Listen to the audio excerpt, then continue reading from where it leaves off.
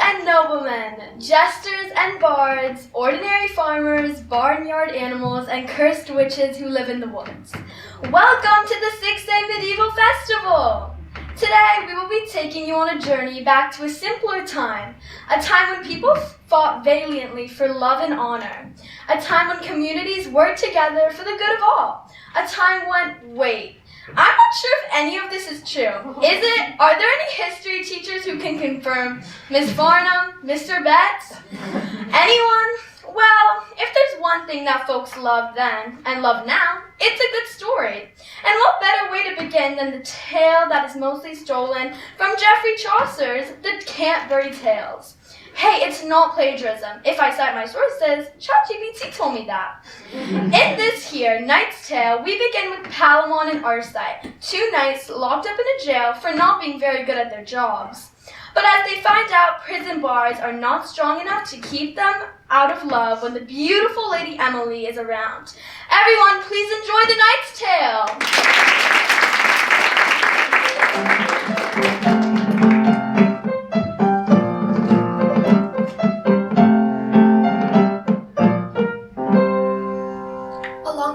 There was a big war against an evil duke named Theseus. There were two brave cousins, Arcite and Palamon, who fought alongside one another.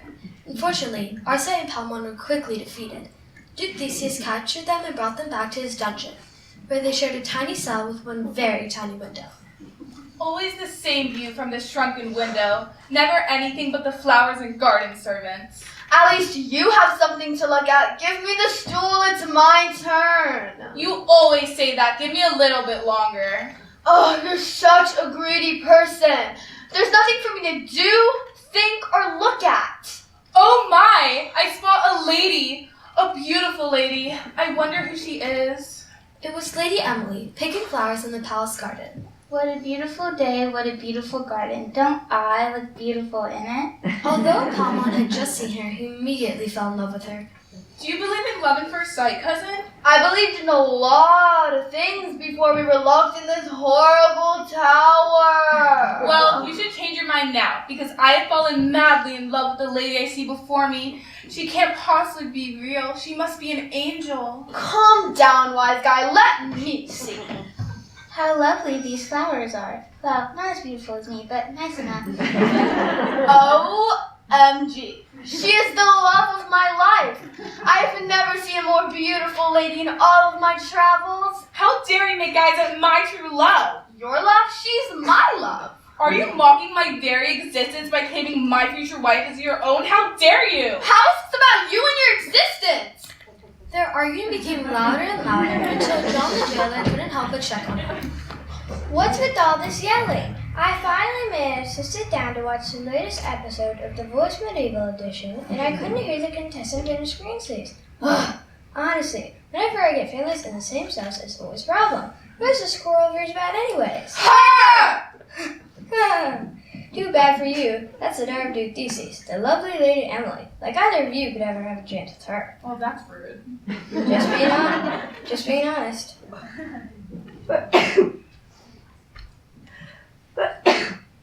I'm still never speaking to you again, you piece of sheep's horn! Good, I never want to speak to you again. I wish you went away and never came back. Well then, your wish is my command, Palamon. So Arcite, you are free. Someone in Athens has won your freedom.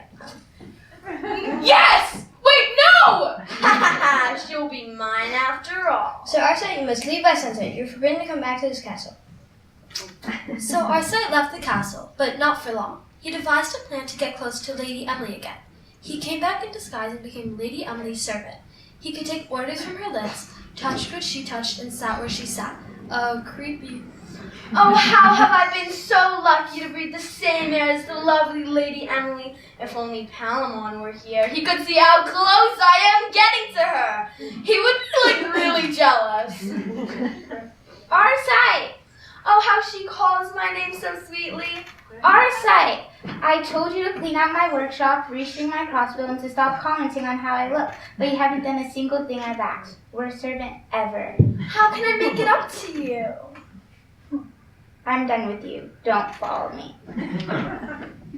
Meanwhile, Palamon sat in his jail cell longing to get out and to be with Emily. I have to get out, but how can I ever escape?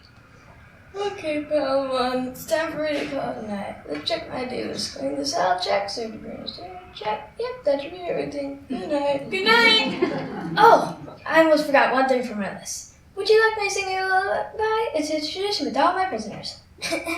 Oh, I'm okay. Probably better. I'm recovering from smallpox. Please note, John the Jailer did not, in fact, remember to check everything off of his list. He had actually forgotten something very important. OMG. He didn't lock the door. Now me and Lady Emily can wed and live happily ever after. Palmon ran out of the jail and into the darkness of the night. Meanwhile, things were not going so well for Arcite. Oh, I must get away from all of the work, even though the Lady Emily's beautiful face motivates me. I don't really like being bossed around. She's kind of intense. Well, maybe if you did what I told you to do instead of writing love notes all day, you wouldn't be so miserable. Ever think about that? So astute, my beauteous little bird. I'm done with you. Once Emily was asleep, a dejected Arcite snuck away to lift his spirits and come up with a new tactic to woo Emily. He headed deep into the forest away from the castle. As he ran through the darkness of the night, he suddenly heard a rustle in the bushes. Guess who? Paladin! What are you doing here? Are you supposed to be in jail? What do you mean? What are you doing here? Are you sneaking in the woods to steal my Emily? Why would I need to steal her if she's mine already? You fuck-doodle! You quiz bee! They were so distracted by fighting, they didn't notice Duke Theseus and Lady Emily coming towards the clearing on their nightly patrol. Well. What have we here? Seems like Emily's servant and the escaped prisoner busted. Again. But before I throw you back in jail, what exactly is this quarrel of yours about? Emily is mine. You're delusional. See, she doesn't even like you. I don't belong to either one of you. You two are fighting like little boys. You want to solve this problem? Fight like men at my jousting tournament tomorrow. Whoever wins gets Emily. The only condition is the other one must die. You're joking, right? I won't really have to marry one of them, will I? Emily! If you marry him, you will suffer for eternity. If you marry me, you will live in paradise. Wait, aren't you my servant? Emily! If you live in him, you will suffer for eternity. Believe me, I've lived with him for all of my days. He's almost as bad as the devil. Seriously, who are you? Enough! Tomorrow, my jousting tournament. The penalty of your absence is death. The next day, the jousting venue was full of townsfolk waiting to see the great battle over the lovely Lady Emily. Welcome, lords and ladies, peasants, and other peasants, to a jousting match. Today, our competitors will be fighting to the death to win Lady Emily's hand in marriage. I didn't agree to that. Let the games begin. The knights mount their horses, and they're off. Arcite has gotten off to a fast start with lots of power, but Palamon seems to be going very fast too. Ooh, they miss. My goodness, maybe I should have just made them play rock, paper, scissors. You're a goner, you pig! Oh yeah? I thought you were the pig! My, now there's some action. Let's try that again. They're charging at each other. Palamon lunges forward with his axe. Ooh, Arcite drops to the ground. Looks like he's going to use his mace.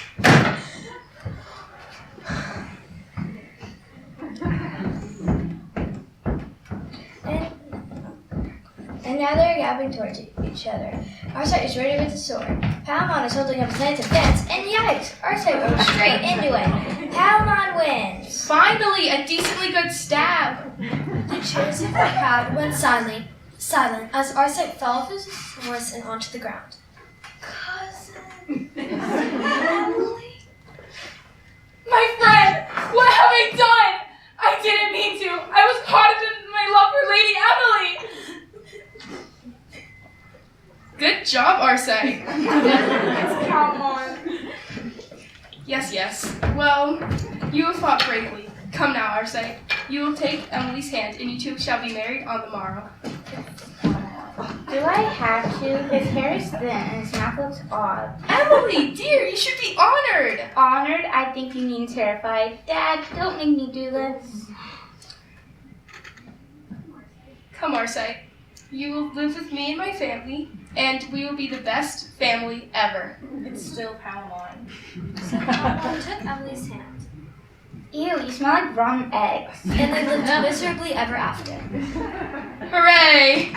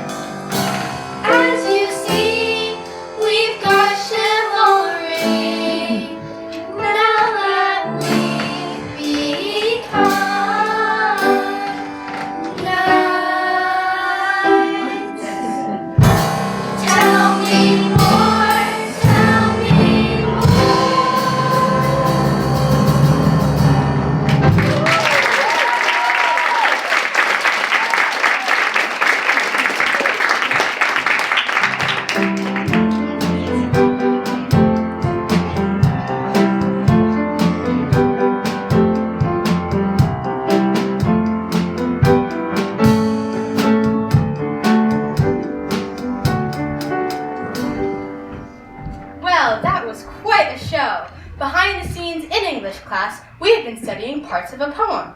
Firstly, we focused on identifying the speaker in a poem. A speaker is basically the narrator in a poem. It can be a person, perspective, or sometimes an anonymous voice speaking behind the poem. Poets leave clues hidden within their writing to help the reader understand who the speaker is. For example, if the speaker were to describe themselves as wagging their tail and looking up longingly at their owner, you could infer that the speaker is a dog. What is really important to recognize in the poem is the tone of the speaker. The tone is the demeanor of the writer when addressing their subject or communicating to the reader. Based on the poet's word choice, you can identify if the tone is formal or informal. In the following poems that you will hear, make sure to keep a lookout for the speaker and tone in the poems. These poems will be about a joust from different perspectives. You could hear from an excited audience member, a brave and daring jouster, or the anxious horse that the jouster is riding on. Enjoy these poetic performances.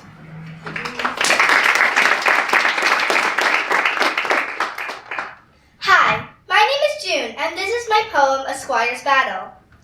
Clad in armor, I stand real bold. As a squire, my loyalty sold. With lance in hand, my heart's pure gold. Close beside my knight, our stories told. We charge the field, our steeds in flight. Honor's the game, it's what's right. Through dust and sweat we'll win this fight. Each thrust will we make our strength in sight. We face the foe with nerves so tight. In this epic battle we'll shine bright. With banners high and trumpets light, our courage grows, fears taking flight. Broken lances, shields that yield, prove our worth upon this field. In chivalry's name our fate is sealed. Squire honors is never repealed. Let the world see our bravery spree as we fight together, my knight and me. In jousting's fray will forever be until victory shouts our victory decree.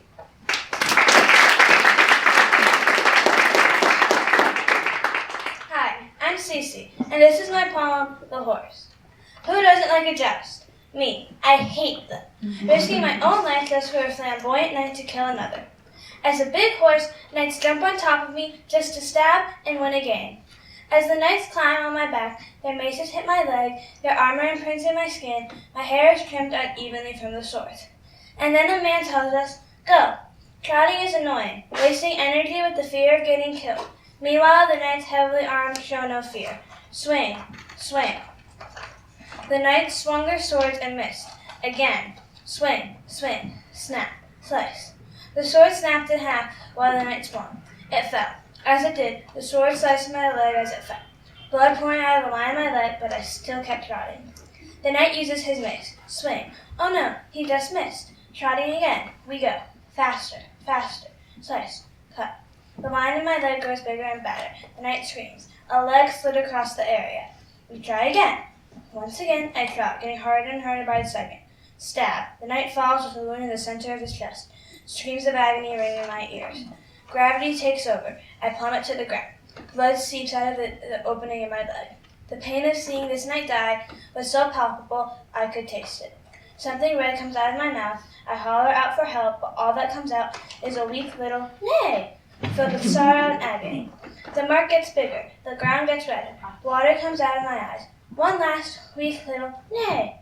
Darkness fills my eyes. My vision diminishes. I try to blink, but my eyes stay closed. And just like this night, this joust was my last.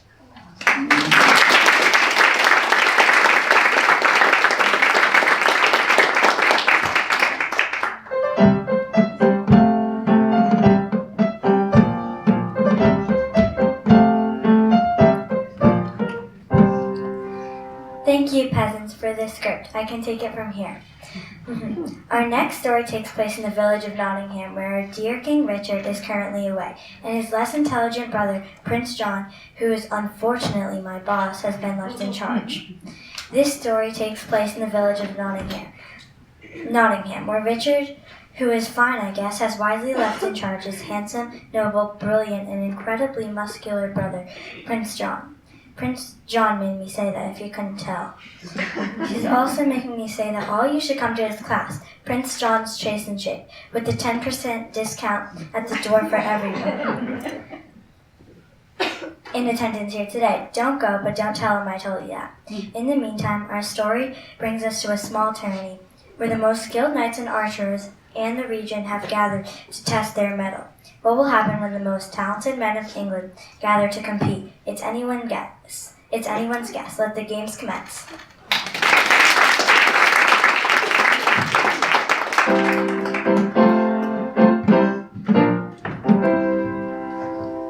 Once upon a medieval time, there lived an outlaw named Maid Marian. You might know about Robin Hood, but do you know the woman behind all of his success? Maid Marian was no ordinary outlaw. She stole from the rich, which in this case is also the powerful Sheriff of Nottingham, and the corrupt Prince John, and others like Sir Guy. Oh look, there she is now, at the annual Gamwell Festival. And Robin Hood has joined her. The plot thickens. We leave you to watch this story unfold. 'Tis a fine day to join song and dance in the forest. Indeed, I love a merry festival. Look at all the crowds. I'd say it's the best festival we've ever had. Wow, who is that young woman and how she's so good at archery? She looks oddly familiar, and so does that shepherdess over there, to be honest. Right you are, Sir Guy, but with those hoods on, I just don't recognize them. Ready, aim, fire, bullseye, bow down, bow down.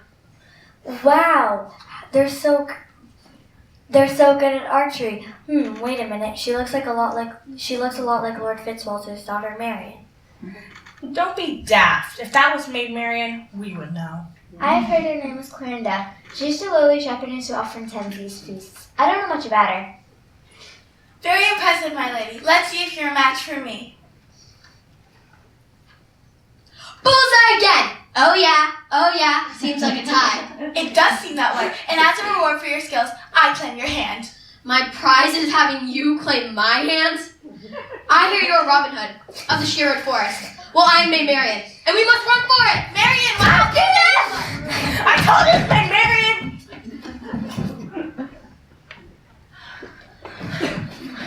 I think we lost him. I do love a good chasing.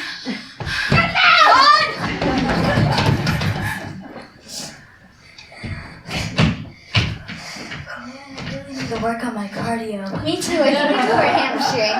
You must come to my class. Prince John's Chase Shape. I want to title myself. I'm busy. Then maybe we'd have a chance at catching these guys. I'm busy. Me too. I never told you what it was. Unable to catch our heroes, Sir Guy of Gisborne, Sheriff of Nottingham, and the terrible Prince John. Excuse me? Prince John, fitness entrepreneur? That's good. Continue. Unable to catch our heroes, Sir Guy of Gisborne, Sheriff of Nottingham, and the fitness entrepreneur, Prince John, go to interrogate Lord Fitzwalter, Marian's father. Lord Fitzwalter, come out immediately! What is all this racket? Who are you all? Who am I? Who am I? How dare you? You complete fool. This is Prince John who rules in King Richard's stead, and I, the Sheriff of Nottingham, his loyal servant. Don't you mean Rottingham? Haha, you see what I did there? What? I don't get it. Whatever. Prince John, isn't Richard our king? Silence! My brother is currently away, and while he is away, I get to run things my way. We're here looking for the putrid outlaw, Robin Hood. Do you know where he is? Last we saw, he was with your daughter. My daughter, Marian, nay sit. She is upstairs weaving tapestries with her lady-in-waiting, and now she is asleep. Please do not disturb her. Your Excellency, perhaps we should spend this time looking for Robin Hood instead of waking silly maidens. Very well. All right, gents, let's ride. Marian, that daughter of mine, if I find out you snuck out again, you'll be grounded for life. As Prince John, the sheriff, and Sir Guy take off into Sherwood Forest, they come across Robin Hood and Maid Marian in disguise. Sir Guy, the sheriff, and Prince John are not very observant, not recognizing the famous merrymakers simply because they're wearing hoods that only slightly cover their faces. Out of the way, peasants. We are looking for Robin Hood. You forgot to announce my presence. Oh, right. Sorry. May I present to you His Most Honorable Majesty, the all-powerful Prince John. Very well. Maid Marian, move out of the way. You're in treacherous company. Come with us. No. Marian, get behind me. I will protect you. I can protect myself, thank you very much. Out of the way now. We are not leaving that Robin Hood in our possession. Step any further and I will shoot you. Well, that's rich. You think I'm scared of a little girl? Ouch, you little! Treachery! Charge! And then a battle of great proportions broke out, sending swords into the air and blood on the ground. Come on, guys, let's run for it! Retreat! When Marian returned home that evening, she found her father standing by the door waiting for her. Huh? Marian, what are you doing here? I thought you were upstairs. Oops, I'm not sure how to tell you this. At that moment, there was a furious knock at their door. Let me in! Sheriff of Nottingham here with the King's men. Maid Marian, come out! I'll explain everything if you send them away. Lord Fitzwalter, we'd like a word with you. Where's your fearless leader? None of your beeswax. The real question is, where's your daughter? Sir Guy is gravely injured after she shot him with her arrow. My daughter, Marian, would never do such a thing. Really? Well, perhaps we should take you the prince and you have to deal with him yourself.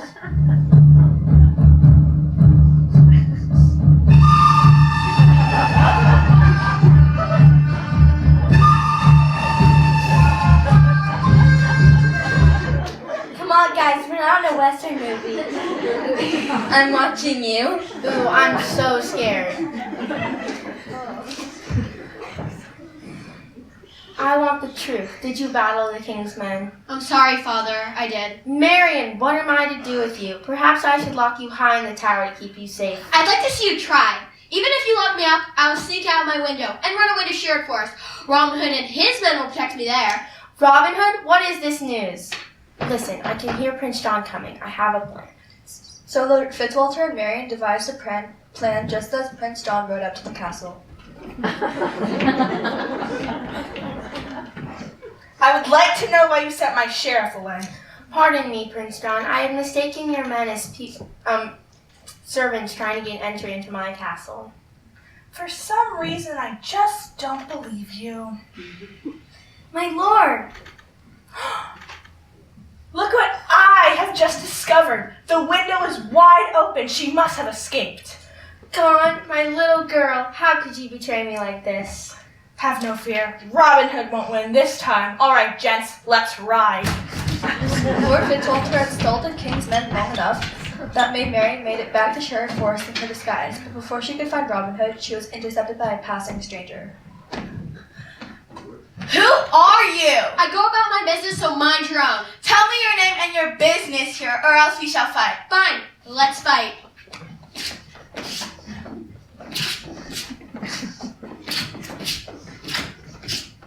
How in the world are you as good as me? Robin Hood, is that you? Maid Marian, what are you doing here? The king's men are after me, so I fled. Well, then you shall live with me for the rest of your days. As Robin Hood took Marian's hand and led her to his home, Prince John, the Sheriff of Nottingham, and Sir Guy accepted their bitter defeat, acknowledging that Robin Hood and Maid Marian were just more clever, smart, talented, skilled, athletic, well-liked.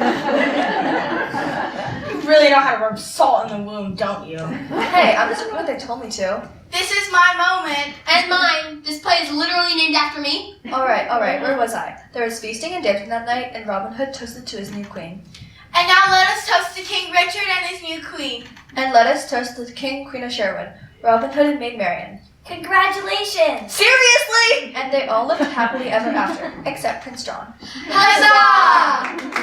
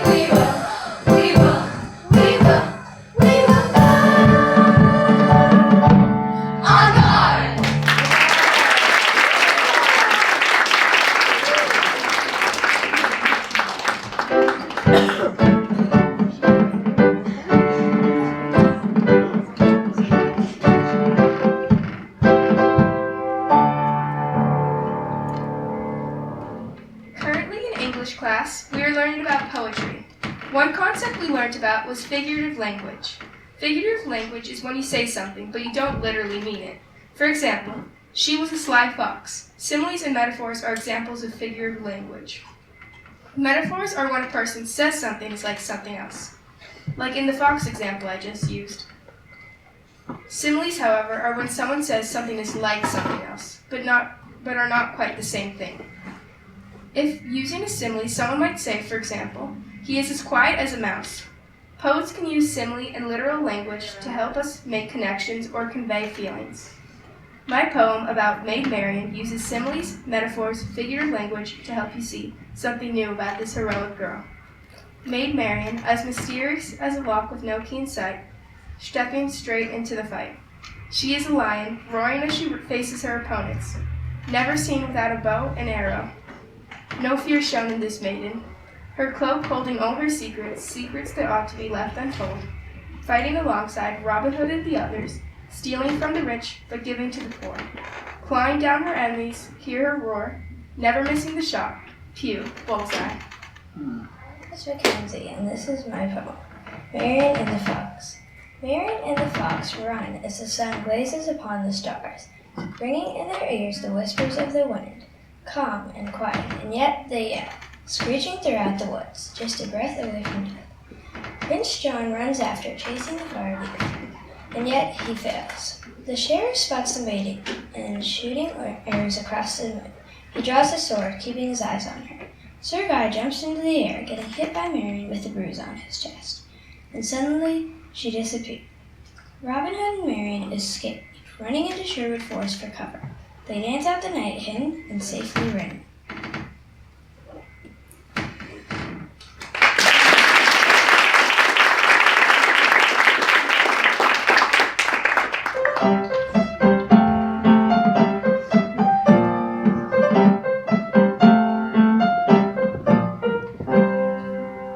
Greetings, people of Manhattanopolis. I labeled the second and the most amazing night ever known, and I am here to bestow upon you a great tale of importance all about me. The greatest night to ever walk the earth.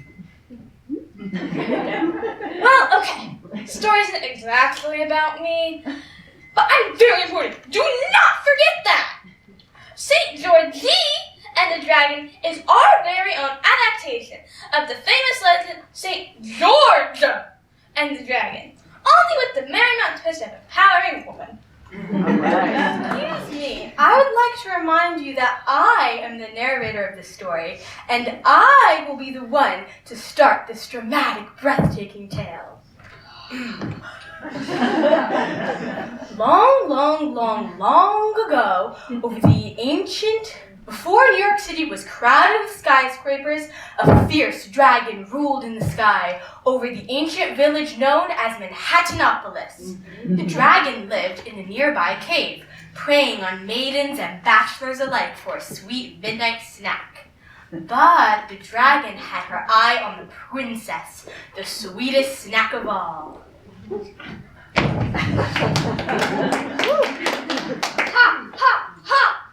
Not what you were expecting, right? This princess was no damsel in distress. She was actually quite the swordswoman. Quite the plot twist for a medieval miracle play, I know. But I'd like to remind you that this is a miracle play. Anything can happen. Let's get back to the story. Aline, you forgot your cloak. Oh, thanks. Thanks, Mom. You could catch the death of the winter in this weather, and we can't have that. And you a strong woman to the kingdom after I'm gone. Oh, Mother, don't talk like that. We have many more years together. God willing. Make sure to be home by sundown. We're having veal for dinner. The princess and the queen went their separate ways. Later that night, as Celine headed home, she heard a dreadful scream that echoed throughout the village. There had been a snatching. No! Mother! The fiery dragon had snatched the queen in her giant claws. I'm gonna find you and bring you home. It's the last thing I do. The princess called upon two of the most famous knights in the kingdom, Leopold III and Leopold II, right hands of the late king, who were determined to be the heroes of the village. The only problem is they were not too bright or clever, and they didn't know how to work together. So, I think our best plan of action is... Whoa! This is not a job for a princess! You have tapestry weaving to do! Excuse me? I, Leopold III, on the honor of my father Leopold and my grandfather Leopold that came before him, I will rescue your mother, and as my reward, join your hand in marriage. That is not what we're doing. The princess is right. Finally, someone with a brain. I, Leopold II, am going to kill the dragon, and I will go down in history as the hero of our village, Manhattanopolis. And join your hand in marriage. Oh boy. Not if I get to the dragon first, you won't! I found you to a duel! I'll accept this challenge! We'll fight to the death! Oh man! Don't you think that's just a little extreme? Well, what do you suggest then? How are we gonna know who's the better fighter without fighting to the death? That is a really good point.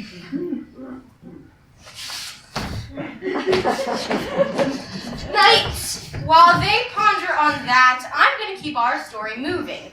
There was another soldier that in the town of Manhattanopolis was only known by legend. Her name was St. Georgina. Georgie for short. Okay, yes, I know what you're thinking. Wasn't it St. George who was famous for his soldier in the Roman army, who was the patron saint of knights, soldiers, fences, and archers, and who pledged to see the maiden captured by the dragon only if the whole town agreed to be baptized, not St. Georgie?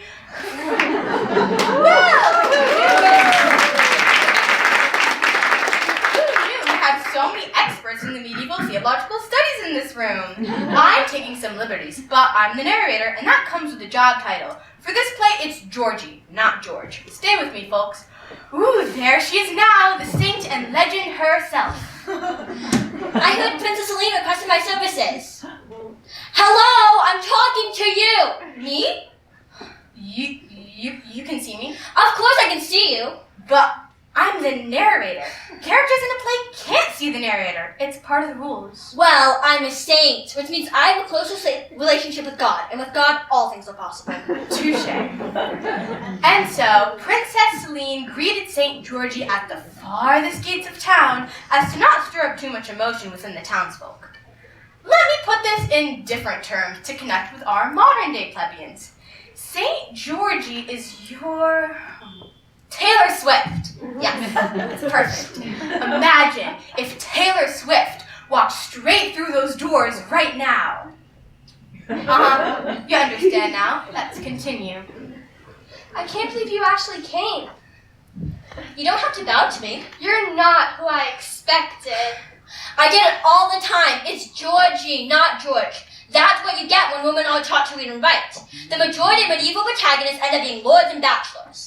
My mother taught me to read and write. Actually, good on her. So this is Manhattanopolis. Huh. I've only read about this place in manuscripts. Is it actually true that you used to sacrifice villagers to the dragon in order to keep the city safe? my father was intense. Yikes. So I've got a plan. You see that mountaintop way up there in the distance? I think our best plan of action is... Stop! You there! Who goes there?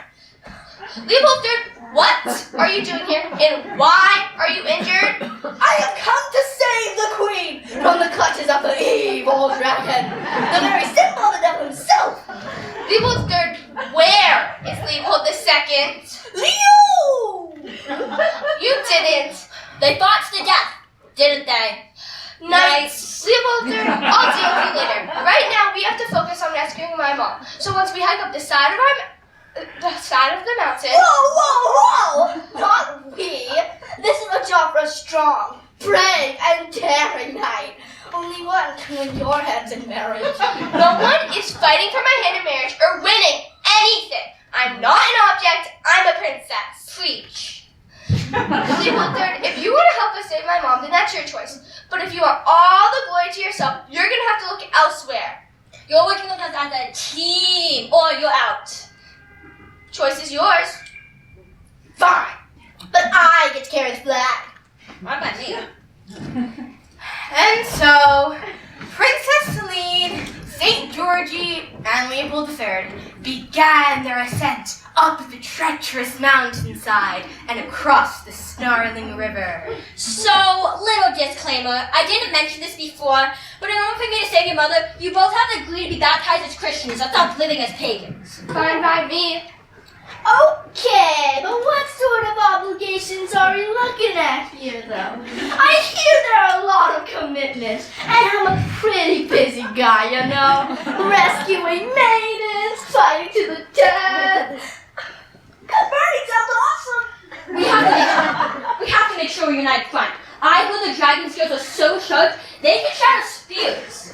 I heard that too. In the fire that the dragon breathes can turn the largest elephant into ashes instantaneously. And that he needs over 10,000 pounds of meat to survive, and drinks the blood of his victims like it's water. We're definitely gonna need God on our side for this one. 3 hours later, they had made it to the top. Yes, I know they just walked in a big circle. But suspension of disbelief, people, this is the theater. By God's bones, my head hurts.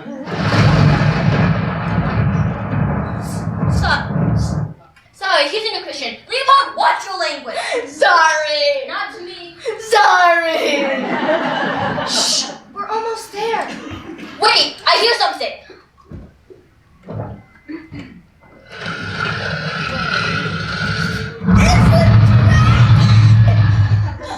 Shh, we're only gonna get one shot at this. Draw your swords.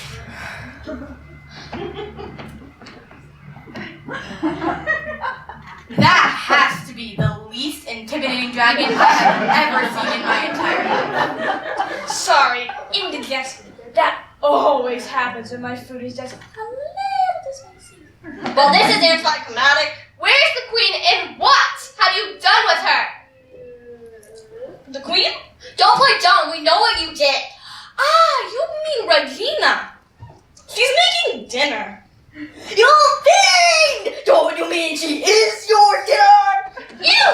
No! Human flesh? That's disgusting! I'm a vegetarian. Then how do you explain the rumors then? They're rumors! Hello?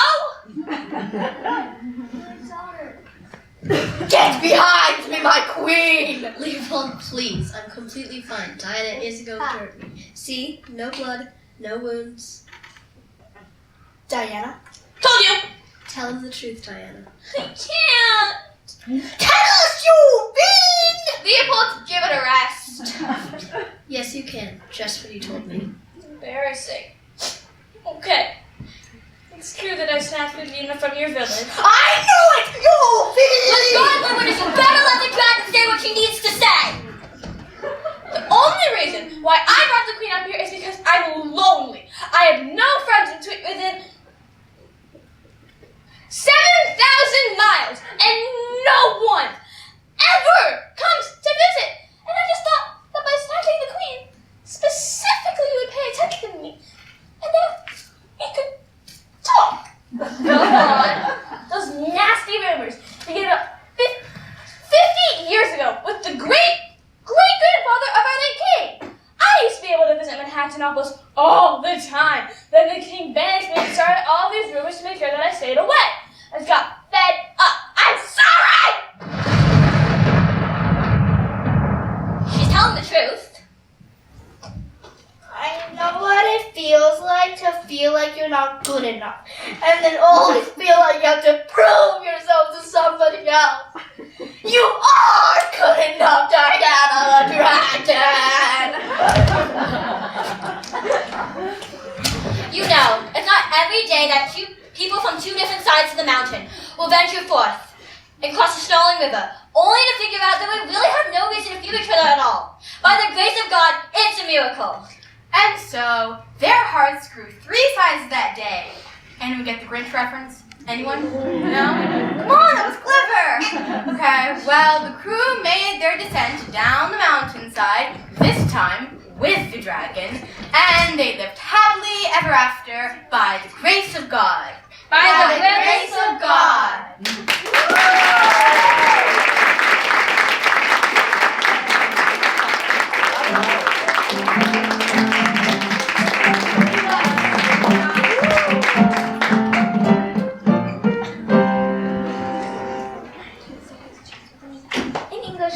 been learning about poetry, including learning about rhyme and alliteration.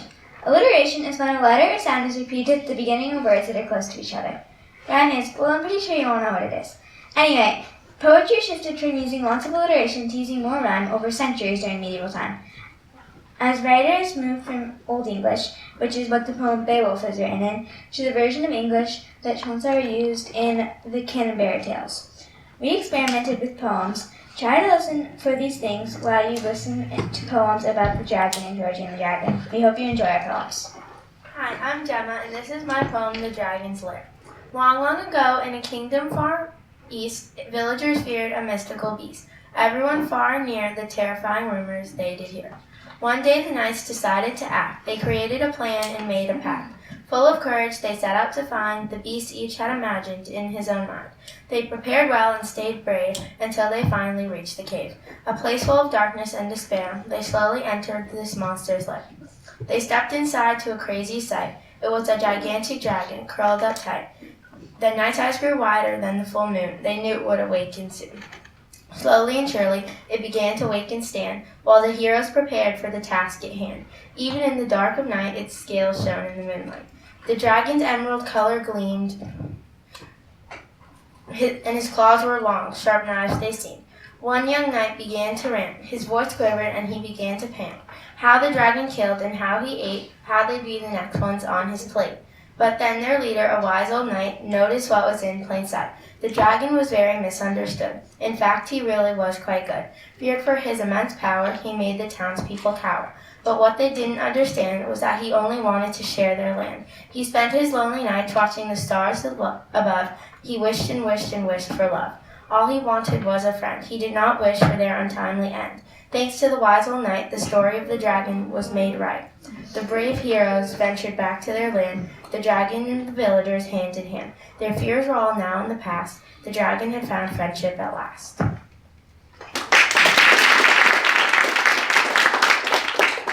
In a land of mist and emerald hills lived a dragon shunned, alone with her thrills. Misunderstood by the townfolk's dread, they only saw fire, but not would she play. With scales that shimmered like the night sky, she roared not in fury, but to ask why. Why fear me when I wish you no harm? I yearn for a friendship, for a bond warm. Her heart was a gentle, a kindred flame, seeking connections, not power or fame. She played with the leaves and danced with the wind, a creature of peace, not the monster they pinned. So here's to the dragon with her misunderstood role, a soul full of love, a most benevolent goal. May we learn to see, not with eyes, but with heart, for every beast has a story, a brand new start.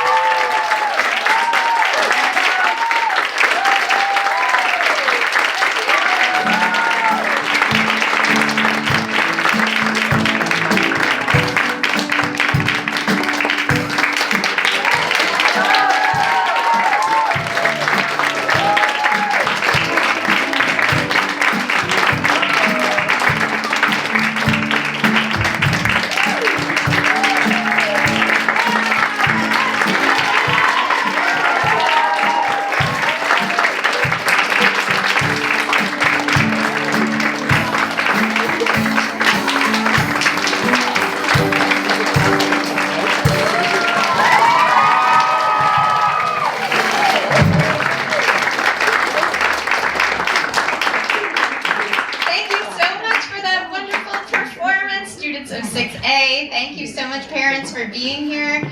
This is the beginning of our upper mid sequence of performances. Our 6th graders do the Medieval Festival. I remember when my daughters were in the jail in the Palamon and Arcite script.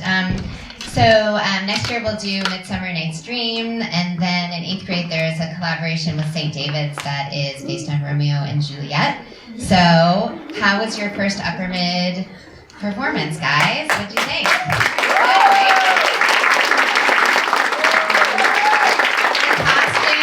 The costumes are always a highlight for me. I love seeing them transformed in this way, and I think it's funny too, this medieval theme, you wouldn't necessarily think this would lend itself to such a comedic and lively and musical show, but it really does. It really works for them, and I think you guys pulled it off.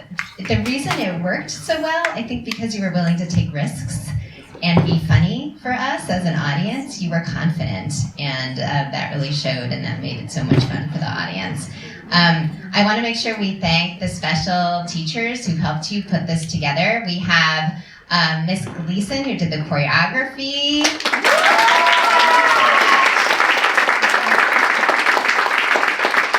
Just wait until Miss Gleason has a cast on our big new stage at Upper Campus. She made the stage really work for her, but just wait to see what she's up to next year. Miss Nozick, who was responsible for the music.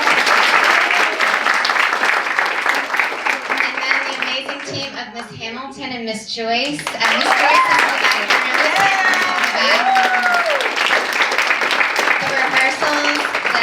The number of hours they spent with the students, hearing them say a line, do it again, do it this way, try this kind of blocking.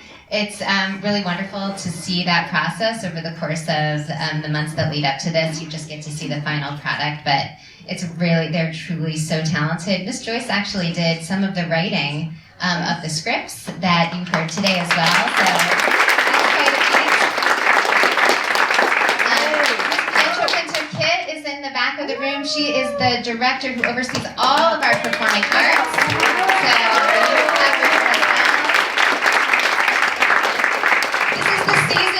Shows. Miss Kit is very, very busy right now. We have some of our students are working on their Uptown Broadway performance. We have Beauty and the Beast going up in a couple of weeks for our upper school.